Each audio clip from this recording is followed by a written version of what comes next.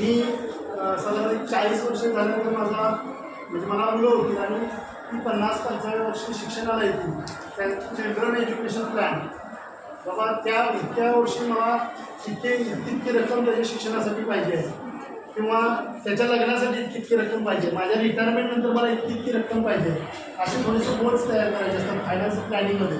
आणि त्याच्यासाठी त्या वर्षी म्हणजे तुमच्या 60व्या वर्षी इतकी रक्कम उभा राहण्यासाठी आत्तापासून किती रुपये महिन्याला जमा केले पाहिजे, त्याला सिस्टमॅटिक इन्व्हेस्टमेंट प्लॅन म्हणतात.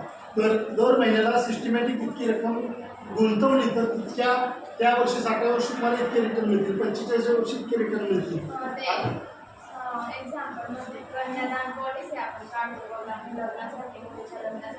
बरोबर बरोबर.